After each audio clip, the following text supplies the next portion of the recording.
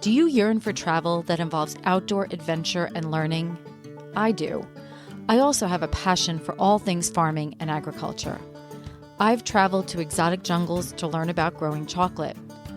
I even once owned my own organic vegetable and sunflower farm. And now I'm planning my journey back to agriculture. Agritourism, defined as travel that involves some type of agricultural experience. Agritourism is all about entertaining. But the marketing strategist in me knows that at its core, agritourism is really about educating, and education affects change. My future farm needs to deliver a profound experience to all of its visitors. It needs to educate people about food, health, and climate. Join me to learn from experienced agritourism farmers and entrepreneurs and help me build my future farm strategy. And who knows, maybe one day soon you'll find yourself in a tropical jungle cutting open cacao pods with a machete, or savoring an outdoor plant-to-plate community dinner with 100 guests at a farm in Illinois. So let's tap into the agritourist in you. This is Jen Ross, your Agri-Tourist Podcast host. This is my 52nd episode, part 2. One whole year of podcast episodes. And I have to say that I learned so much during the course of this year. And not just about farming and agriculture. I learned so much about life, about love, about passion and dedication, trusting the journey, making every single day count, and about taking that leap of faith. And I learned all of this from over 50 amazing people from all over the world. These last 2 episodes are dedicated to these amazing, inspirational, and passionate individuals who allowed me into their lives, their businesses, and to become a little part of their journey. Thank you for all you do. Join my trusted and dear friend Marisa as we explore the last year together. So something I wanted to touch upon, which is completely appropriate in this moment, my cat, one of my cats, is sitting on my lap and listening to this entire interview and enjoying it very much. So, in fact, she's so relaxed that she's like half asleep because she's taking all this in. She feels zen. It's wonderful. So you touched earlier briefly upon farm sanctuaries. And I figure what better to talk about farm sanctuaries when there's one of my cats listening to this in real time. So tell us what you have learned additionally from what you knew prior about farm sanctuaries, what you want the average person to know, and what you think the future of farm sanctuaries is based on what you've learned so far. You know, when you are dealing with animals and these types of sanctuaries, which are farm animals for the most part, people don't always consider these animals.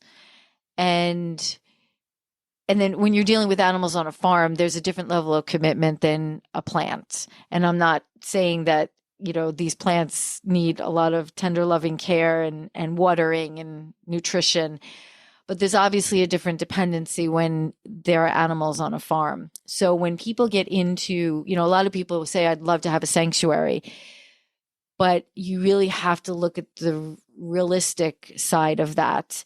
Right. And what the people that I've interviewed have done that. They really have done their due diligence before getting into this. So I highly recommend you listen, if you're considering this in any way, shape, or form, that you look into and you listen to some of these people or connect or go visit some of these places and spend time to see the demands of what these people are dealing with, not just caring for the animals, the vet bills, all the money that needs to go into this. And the money for farm sanctuary animals is not out there as much as for cats and dogs and for other needs like food advocacy and stuff like that. One of the earlier interviews was with Peacefield Farm Sanctuary in Florida. And I have to say, not only they did their due diligence, like I've never seen someone do due diligence, and they have just created an amazing sanctuary in Florida and are just doing amazing work. And on top of it, they were the most amazing, inspirational couple I've ever met. They have different roles at the sanctuary, but they just worked so synergistically together. And I just was so impressed by them. I also interviewed Laura Lee Blanchard from Maui's Leilani Farm Sanctuary, And speaking of, having a sanctuary in paradise, wow. But again, Yeah. she has, you would think that, yes, she has the tourists coming in, but it's a lot of work and it's Oh, a lot yeah. of dedication. And she had her own very tough journey through this. She was I think a real estate professional making good money in California, and then is now has this sanctuary in Hawaii. And like I said, it sounds great and luxurious, but it's tough and it's Sure. grueling, and there's just a lot of challenges.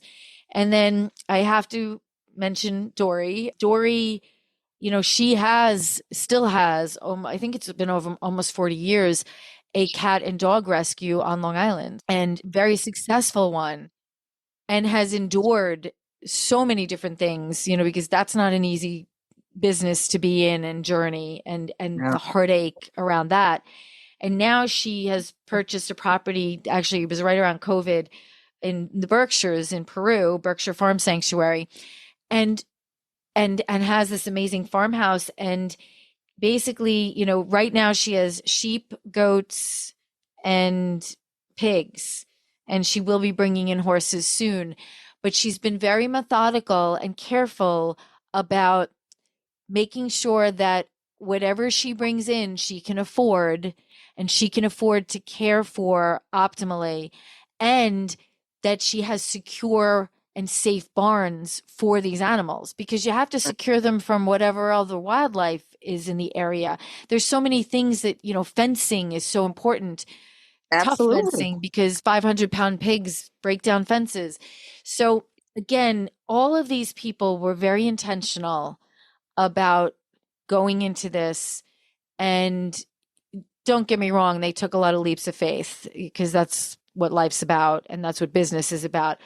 But they are very intentional about what they're doing and why they're doing it. And it's amazing. It really is. It It really. humbles me. It humbles me. It really does. Because honestly, I don't know if I could do that. And I know I'm that type of person that I'll take on almost anything, but this is what they take on. Like, they can't, leaving and going on vacation is not an easy It's not an option. option. Right. I mean, Exactly. I'm sure they make it happen, but it's not something that it's not as easy as you and I going on vacation. It's not. And I can tell you, it's interesting as you're talking about this particular topic. My cat Snicker's ears have gone up, and she's very much taking notes, and she appreciates the work being done for farm sanctuaries because she's a rescue girl herself. So are all three of my guys. So one of my favorite terms in life, as you know, is the word unique. I think it is underrated. I think it is super special, and I think people sometimes in society tend to not know what to make of it. So, along your journey, you made good use of the word unique with some of the very interesting interviews you had and methods of approach to farming and things of the nature, shall we say, that personally, until I heard some of these things, I would have never even fathomed the combinations. And they work well. So, tell us a little bit about some of the unique experiences and things you have come across on your journey. Yeah, some of these I kind of threw them into this unique category because the way they're doing things is just a little differently.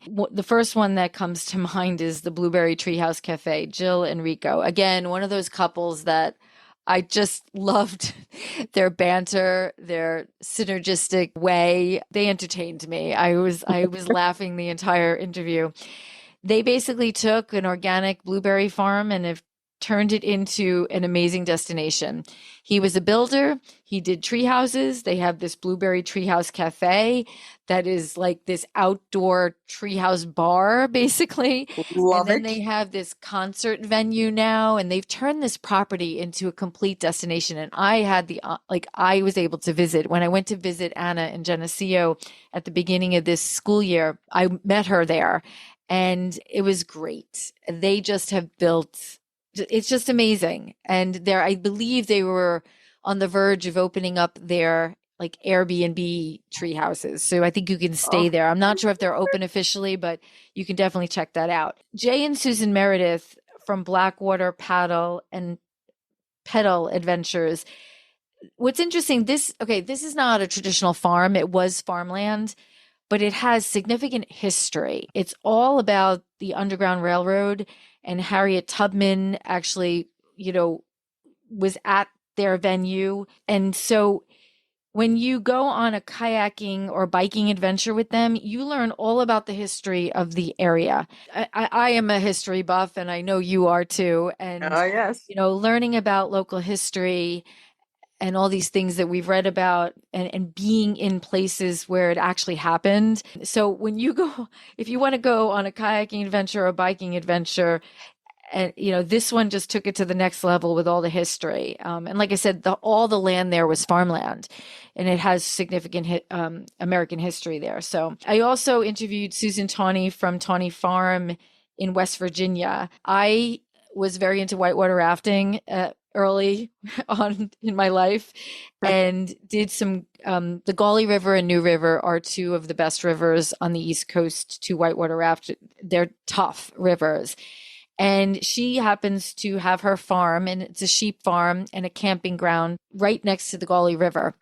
And so, again, and there's significant history in that area too. So much fun, and Yeah. involves farming, but just on a different level, a different type of agritourism. Justamere Tree Farm in Worthington, Massachusetts, kind of part of the Berkshires. I didn't know much about maple syrup. I know I use maple syrup a lot, especially because I'm plant-based, and maple syrup is a great way to sweeten things up. A lot of recipes I integrated into, and what's better than getting it right from the source? We went to visit, I interviewed them, and it's Kelly, Kim, and Deb. I interviewed Deb on the podcast, but I actually visited and they gave me and Elizabeth a whole tour of their farm. I never knew how these trees were tapped, and how it funnels into this big vat, and how it's cooked. It's like the process was amazing.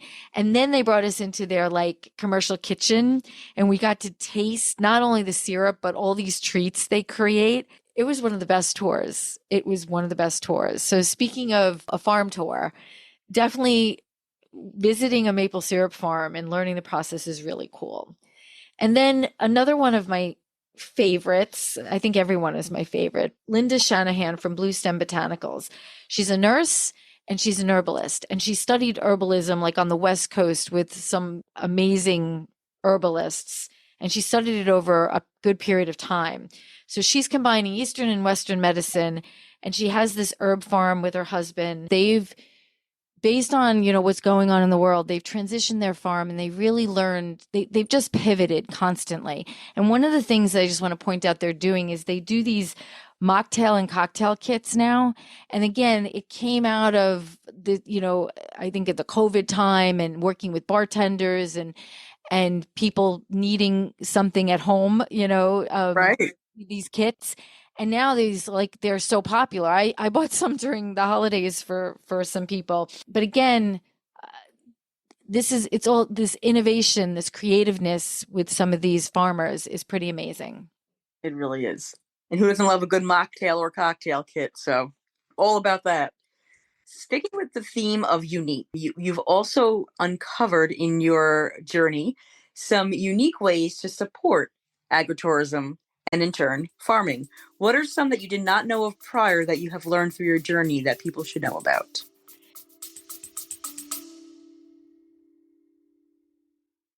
Hey, it's Jen, your Agri-Tourist Podcast host. I need to interrupt this podcast for a few seconds. I always want to support the people I interview. So if you're planning on visiting the Berkshires this summer and fall season, Dory Schofield, owner of Berkshire Farm Sanctuary and Save a Pet on Long Island, and myself have partnered up to help her create an Agra destination at her sanctuary. We are starting small with 5 exciting chocolate cocktail hours for all of you chocolate lovers out there. You'll start with a chocolate mocktail or a cocktail and indulge in some delicious charcuterie, plant-based of course. Then you will be guided through a chocolate experience and learn how chocolate is made from bean to bar. Savor the tastes of real chocolate from all around the world and depart the farmhouse with some of your favorite chocolate bars in hand. Proceeds support all of Dory's rescued animals at the sanctuary. Remember, there are only 5 dates starting Saturday, July 5th, and once they're booked, that's it. So visit berkshirefarmsanctuary.org or heartbeatfarms.com to register now. Thank you for listening, and I will hand you back over to the podcast.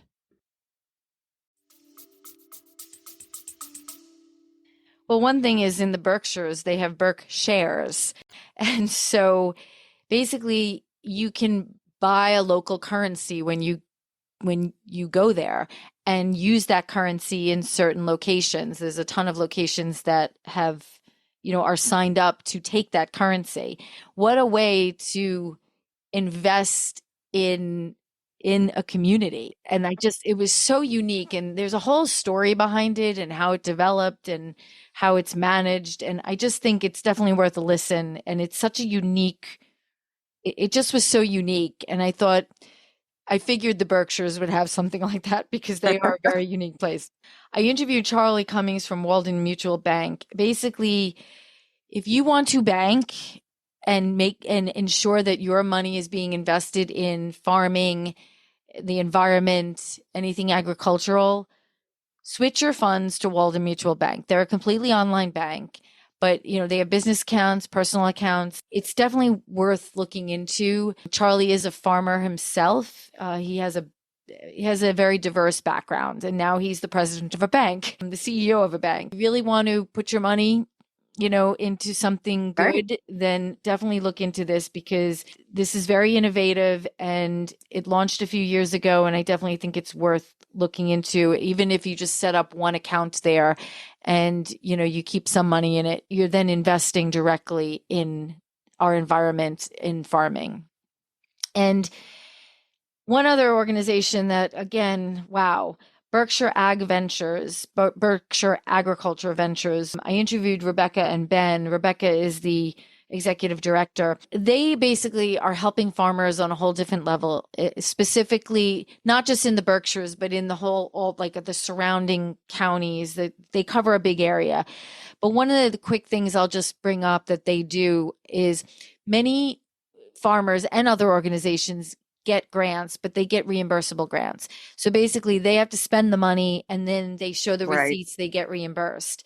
Well, when you're a farmer and you get a $25,000 grant to buy some equipment or build something, a lot of times you don't have $25,000 to lay out and you might have to put it on your credit card or something. Well, Berkshire Ag Ventures has this bridge loan and basically they will give you the 25 grand.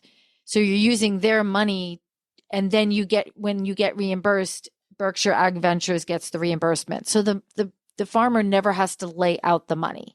So that's something that they have done that I thought was such an amazing financial opportunity for farms. Absolutely. And another way to help sustain and support the industry. Yep. Very, very cool and innovative and creative. Yep. I love that. I know there are a lot of inspirational people, ventures you have come across through this journey. But if you had to take some pioneers of the agritourism movement where we are right now, who are some people that people really need to know about regarding who are pioneering this industry? Yes. And some of them, they probably wouldn't consider themselves a pioneer. Some of them I would consider a pioneer, but some of them are just so authentic. Right. And they just practice what they preach. And so that's why that's why they're on this list. So Beth Kennett from Liberty Hill Farm. It's a cattle farm up in Vermont. And Beth is just amazing. And she was actually my first recorded interview, not published interview. And she just had some great stories. And she has a great story about how her and her husband found her farm. Kim and Chuck Goodling from Grandview Farm in Vermont. She has a sheep farm and she does fiber art. She has a bed and breakfast. She has connected to her community in such unique ways and really knows how to use local resources. Like she just has tapped into everybody in her community and just a uniquely authentic person. Going a little bit out of this country, Marika Dunsleman from Agri-Tourism New Zealand. She is an agritourism expert and a marketing expert and helps farms in New Zealand and beyond in becoming better agritourism, how to apply agritourism, because you think people know how to do it, but they don't always know how to do it. So she's pretty amazing. And then there's Tim Parsons from Karinga Farm in Tasmania. I never knew there was a Tasmanian devil. I didn't think it was a real thing. I just thought it was a character, but it is. He was one of the most creative, business savvy agritourism people that I met. And some of that inspiration came from his mom. His mom had a marketing savviness that I was very inspired by. And he's just taken it, him and his wife have taken it to a whole new level, and just something to look into. Steve and Sandy from East Tennessee Homestead Alliance, they make every day count. They're homesteaders, and they basically teach people how to homestead. And I have to say, when I say they make every day count, they make every day count. As a couple, again, one of those, I just watching their banter and listening to them, and they just inspired me. They make every day count. I'll leave it at that. Dry Creek Peach out in Sonoma County in California. I interviewed Gail Sullivan and Brian Sullivan. They own an organic peach farm. And if you want to know about peaches, you have to listen to this. They were naming peaches. I have never heard of these names, and I so wanted a peach after interviewing them. They just peaches. Sounded so delicious, and they make all these products. And again, they've connected with, with some of they're just doing amazing things. And again, the quality of what they're doing is just at a level beyond. And they were not farmers.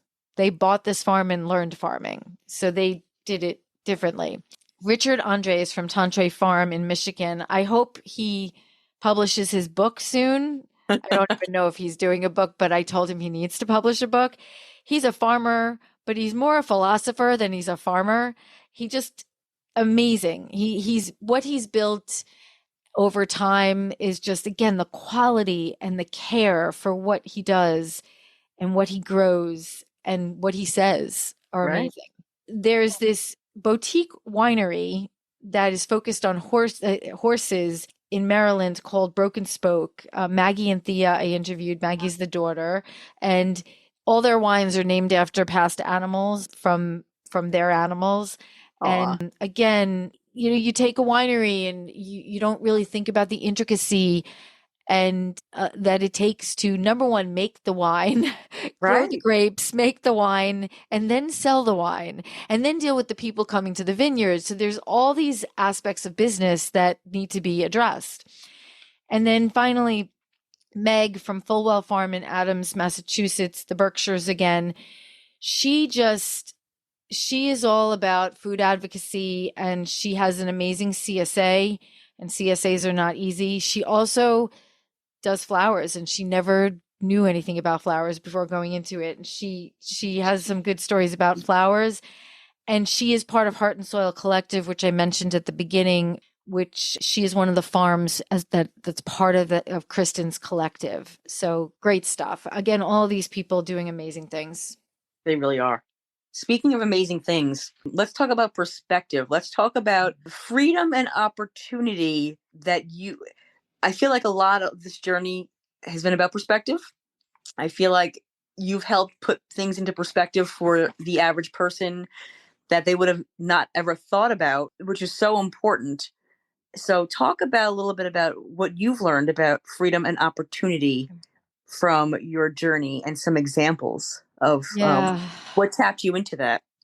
This one hits home. I interviewed Dr. Valeria Klitsanova from Belarus. I don't know if I pronounced her last name correct, so I apologize. What an amazing woman. She basically started a nonprofit in a country that nonprofits were not allowed, and she actually got permission, and it was focused on agritourism. And basically, I don't remember if it was like 20 years into her nonprofit, she was told by the government, shut down.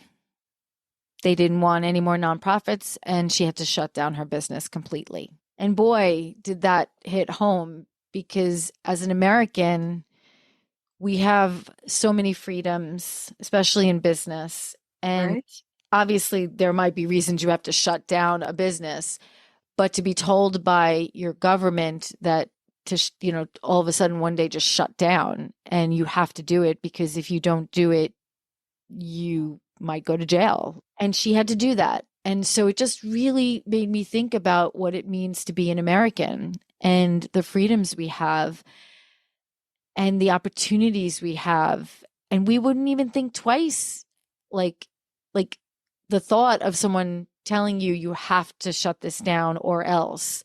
We would be up in arms about that.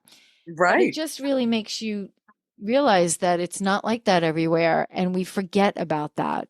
We really forget about that a lot. And honestly, I did until I met her and she told me this story. So it really put things in perspective for me about what it means to be an American and the freedoms we have. So we really need to think about that some more, especially right now. And the other one that stands out to me, and this one, this one really stood out to me. It's called Farmer Veteran Coalition. And I interviewed Jeanette Lombardo, who's the executive director of it. And basically, their mission is to mobilize veterans to feed America.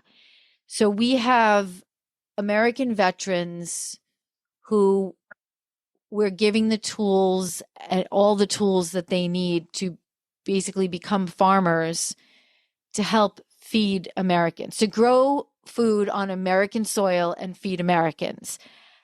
How much more American can you get? Exactly. So I'm so moved by this organization. And honestly, I did not know about this organization. Actually, Tracy Griggs from Maryland is the one who mentioned, I think she casually mentioned this in one of her emails. And I looked at it quickly and I'm like, wow, we're giving these veterans an opportunity. Many of them come from rural communities, and we're giving them an opportunity to go into farming. And we're working with them, and I know that Jeanette works with over 350 organizations to support her mission, in addition to her own organization. And it's just amazing. And one of the quotes, and I say this in the podcast, that the founder talks about is, it will no longer be important to know how and when we began, but that we will be there, offering assistance to all those who chose to serve their country twice, once by defending it and once by feeding it. Talk about powerful. Yeah. Yeah. You know, and that both of those two examples, you and I collectively are on the board of a nonprofit together, helped start another nonprofit together, and we work with our local VFW on a regular basis. And you don't think twice about these things. It's just what we do. So to not be able to do those things and to think about these opportunities that, our local VFW members right here where we are in Farmingville, it's the fact that there's the opportunity out there to help veterans give back and do wonderful, meaningful work that's great for them, great for their fellow Americans. Talk about patriotic. So really an awesome, awesome endeavor, both of those. And hard lesson, but regarding, having to shut down her nonprofit, but how courageous of her to talk about it, and she's still standing. So I was actually worried about that. I'm yeah, like, by interviewing her and her talking about it, I asked her that. I'm like, I'm not getting you into trouble right. because you don't know. You don't You know. don't, so she's okay. But you're right. We have freedom of speech, and it's a different world, and we just take that for granted until something like that puts it into perspective. Yep. Very true. So part of obviously your journey and what has brought you here is you wanted to do research to see where the agritourism world was today based on when you were fully actively in it, which we'll talk about later, where you're at in it and what you discovered on this journey, and also educating yourself about what aspects of it you didn't know about, and what there was to learn about it. So talk about some education tidbits and some of the things your research has taught you about the current state of agritourism. There are so many resources out there, but people just don't know. Farmers don't always know. One of the people that I interviewed early on was Lisa Chase from University of Vermont, and Vermont is at the leading edge of all of this. That state is amazing when it comes to everything farming and agritourism, especially. Lisa also developed, or is, I think she's the president of the Global Agritourism Network still, and that's a whole global network that's been formed that's still at its infancy, as far as they have a lot of work to do to build that organization. But Lisa just has tremendous resources that she offers farms in Vermont. And her position, as she's in the extension, those extension services exist in many states, not all, but many states.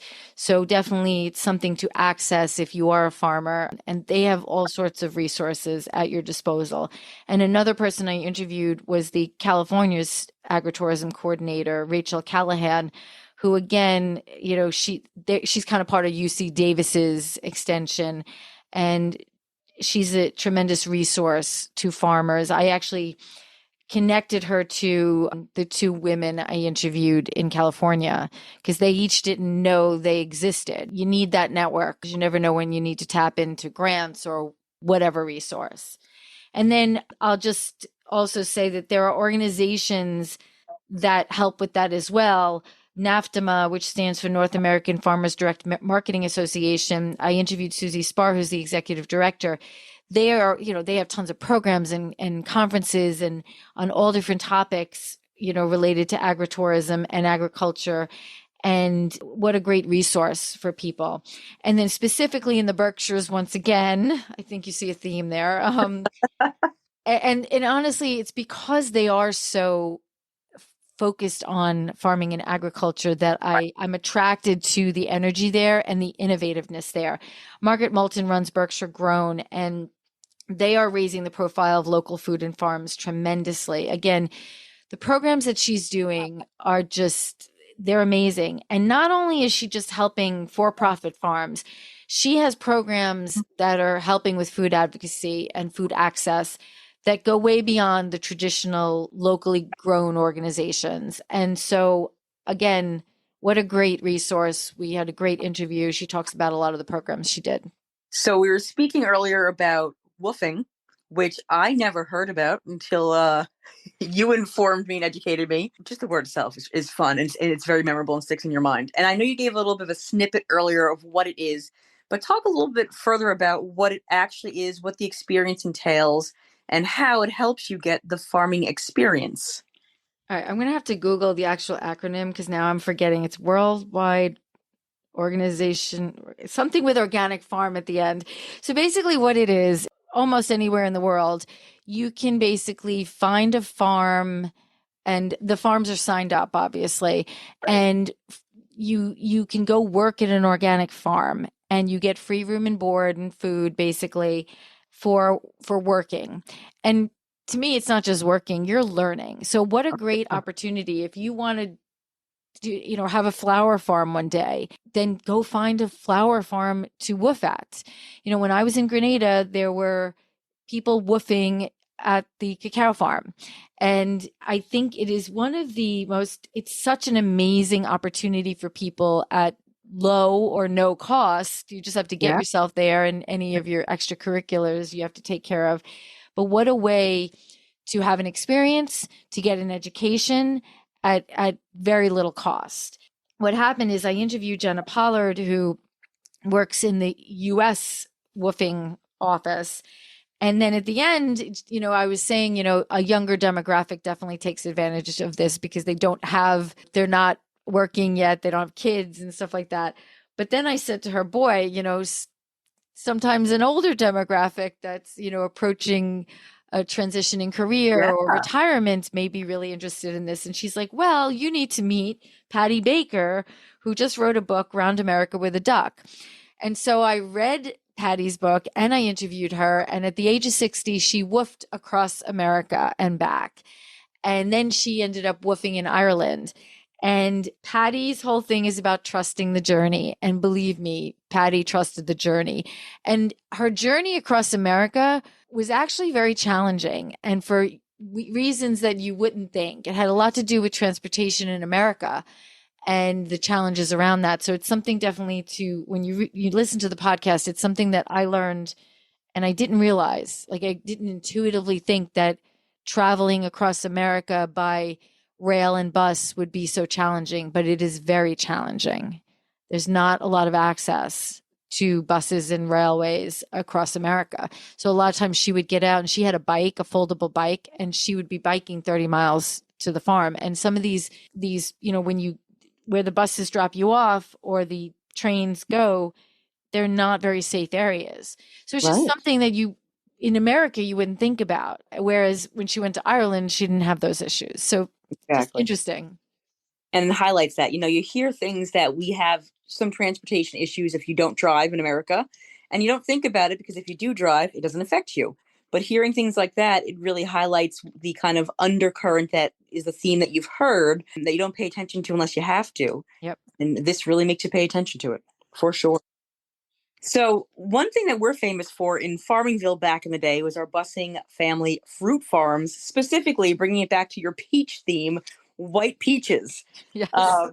So let's make the transition into talking about fruit and certifications and transitioning farms. This farm did not transition, but it's a topic that is near and dear to my heart.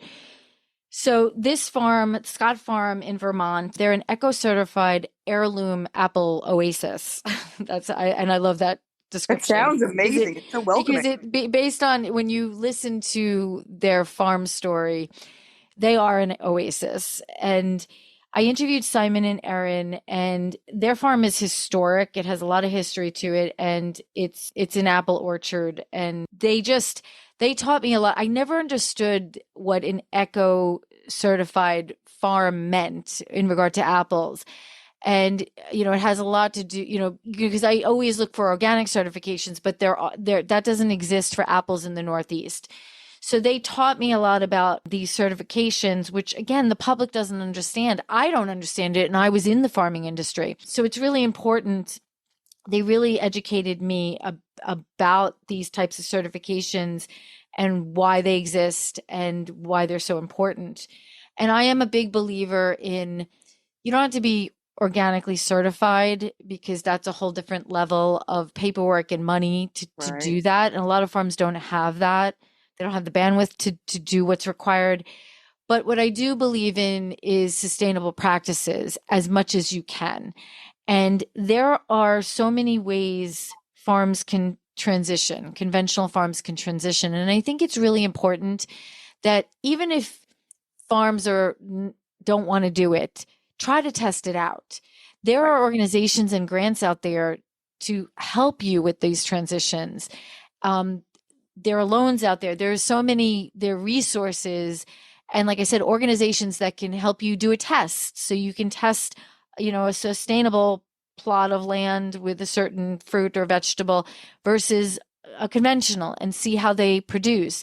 So I just think that it's just as important to focus on transitioning farms from conventional means to sustainable means as it is to start a new farm, and make it sustainable. So I think it's something that really needs to be focused on more. And it's something that I definitely have an interest in learning more about going forward. I love that. Very informative. And things I'm more of a gardener. I would love to say I'm a farmer, but I can't give myself that credit. But I had no idea there were these different certifications. I thought it was one size fits all, and it's not. So that was really interesting to learn. All right. So I'm going to ask you, in your own words, to sum up what happens next, looking back on these nearly 52 weeks. We're kind of coming full circle here. And I'm a very big believer in things happen for a reason, and timing is everything. So talk to me a little bit about something that kind of brought you down that path today and what it tells you about where you're going tomorrow and in the future. I received an email, I think it was last week actually, from an ER doctor from the Berkshires who has been listening to my podcast. And he also has a farm. and he actually lives in southern Vermont. And he is working on a project since he's in the healthcare industry. He's working on a project that, how do I describe it? Farming, being on a farm, agritourism is basically wellness. You know, it's tied to better health, better mental health, better physical health. And he wants to prove that concept. You know, he wants to do the research, formal research to prove that. So he reached out to me as a resource and someone who's obviously been connected to all these farms and has learned a lot. And he wanted to kind of talk to me about his vision and thought process around this. And we talked about also how I help him. And a lot of my help would be around connecting him to people, because right away I thought about certain people, entrepreneurs and farms that definitely were aligned with this and technically believe this, but, and are doing this, but, maybe assist in a more formal research project. So I started connecting Chris to farmers, and he sent me an email today, and this was what he said. He's like, Jen, I revisited your third podcast last week. That's the one with you, Marissa. The one where your friend, Marissa, interviewed you about your vision for the next farm. It struck me that, in many ways, you're already there. You're building the soil where world-changing farmers can connect and thrive. And then he did go on to say, like a mycelial forest network or well-fermented manure. I don't know about the well-fermented manure, but that's okay. I like the reference, keeping it on topic. But I sat there, and when I read his line about you're already there, you're building the soil where world-changing farmers can connect and thrive, it like hit me. I was like, wow.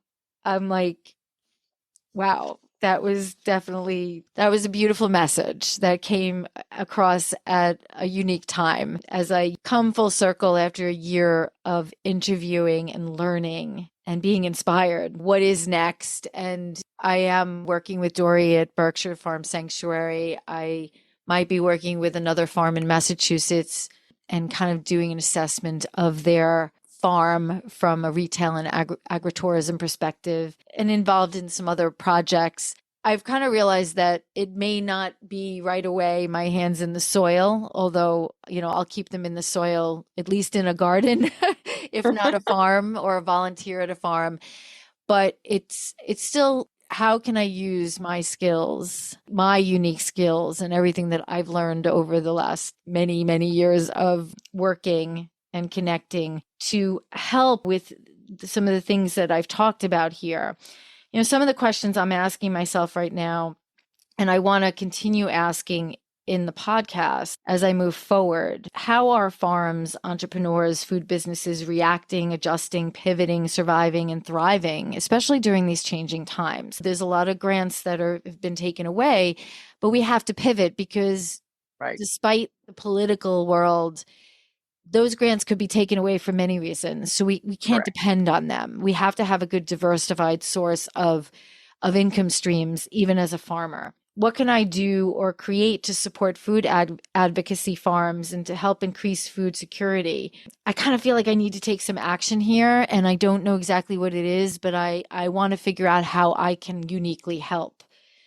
How can I help impact and educate around transitioning farms, which we just talked about, from conventional practices to more regenerative, sustainable, organic practices? I think that's a big one. There's a lot of farms that still spray a lot and are putting pesticides out there and are hurting our soil, are hurting our earth. Right. We need to make changes. And even if it's a small change, it's something. How can we further educate the public, the consumers, the people who need to eat, around why sustainable practices are better, healthier, and environmentally better? People still don't understand why not spraying is better. Right. They don't understand the words that are used in the supermarkets, natural versus organic, all these certifications that exist on brands. Half of them, I don't even know what they mean. They pop up, and I'm not saying they're not important, but if we're not educating people on them, then why do we have them? If you're going to create a label and a certification, then I think you should be we need to have that responsibility of educating people of why that's important. Why didn't I understand what eco certification was? Right. And I'm in the farming world. And then how can I, and collectively we, help keep our farmers farming? What can we do to get them the resources they need to stay in business? That is super important right now. And these are the questions that I want, that are kind of my focus, things I want to figure out and things I want to help impact. How, I don't know yet, but it's interesting. Some of these questions I didn't have in the very beginning of this journey.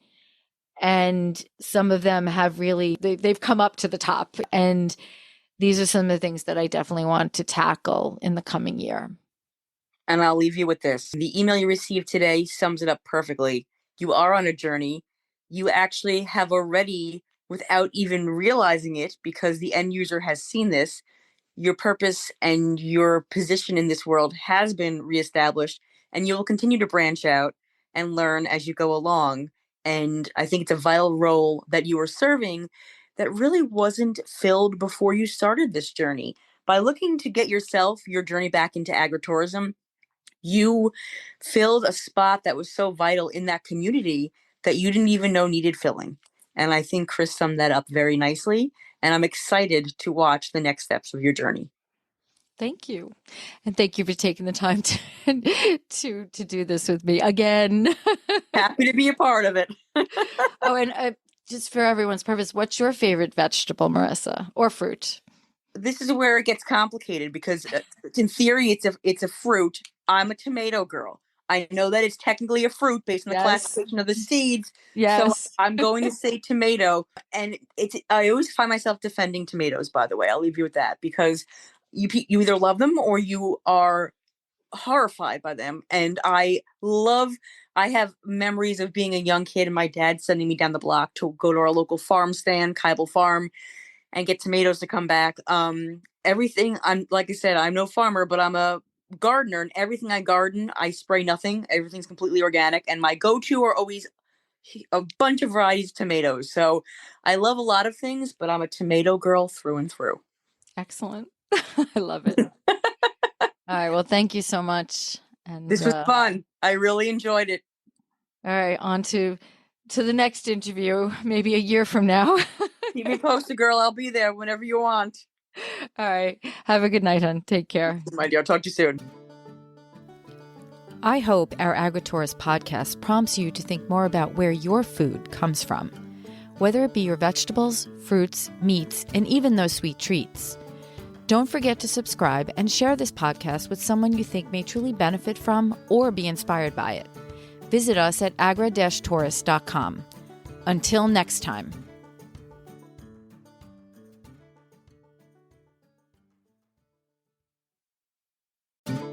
So I was recently listening to one of the Grounded in Maine podcasts produced by Amy Fagan.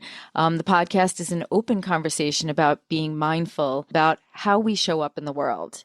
It's focused on sustainability and how sustainability impacts every part of our life. What are some of the most important takeaways that people will get from your podcast? One of the things that I hope that people will take away from the podcast is encouragement. Like, I want them to not feel like you have to spend thousands of dollars to be part of the solution, because, there are a lot of sustainable, things that say sustainability or sustainable, like solar panels or organic cotton and stuff like that. Like, some things are just more expensive because they have that tagline, that phrase or whatever. But there are so many ways that you can be sustainable. You just have to be a little bit creative. And so I'm putting out all these ideas that what people are doing, just to put the thought out there that we can all be part of it without going broke. So how can people find your podcast? My podcast is wherever podcasts are found.